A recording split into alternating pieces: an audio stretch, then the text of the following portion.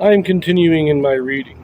What I'm doing in this series is to read through the entire standard works of the Church of Jesus Christ of Latter-day Saints. This consists of the Bible, the Book of Mormon, the Doctrine and Covenants, and the Pearl of Great Price. I am continuing reading in a chronological order, according to event, not according to publication or volume, so I'm skipping around a bit as I move along. We're continuing in the Gospels. What we read last was the story of the raising of Lazarus. And that, of course, takes place down in Bethany, which, according to the Bible, is maybe 2 miles outside of Jerusalem. Now, I'm not going to get into the timeline as much here.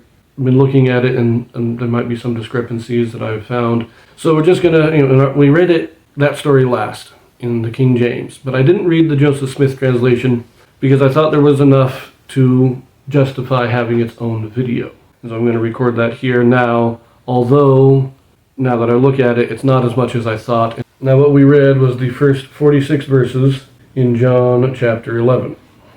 Well, there are a number of corrections, and a number of verses have a lot of alterations, but not a lot of significant change in meaning. So, first 2 verses now read, Now a certain man was sick, whose name was Lazarus, of the town of Bethany. And Mary, his sister, who anointed the Lord with ointment and wiped his feet with her hair, lived with her sister Martha, in whose house her brother Lazarus was sick.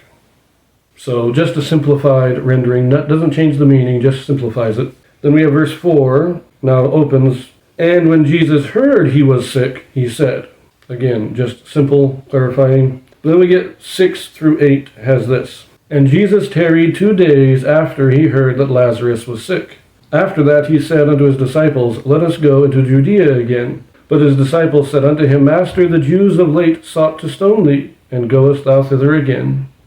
So again, simplifying some grammatical updates, nothing significant. But we do have this in verses 16 and 17. It now reads, Then said Thomas, which is called Didymus, unto his fellow disciples, Let us also go, that we may die with him. For they feared lest the Jews should take Jesus and put him to death, for as yet they did not understand the power of God.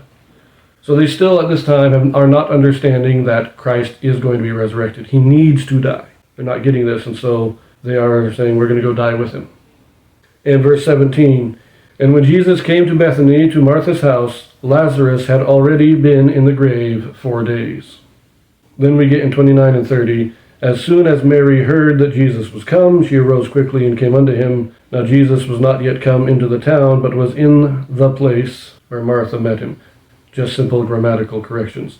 The only real significant change there is that it explains the thought process of the disciples when they said, let us go die with him. They don't understand that he's going to be resurrected yet. This is still a foreign concept to them. They don't get it. And I don't think anybody really understood the resurrection until after it happened. And even today, if you have not seen a resurrected being, you probably still have very little actual understanding of what a resurrection is.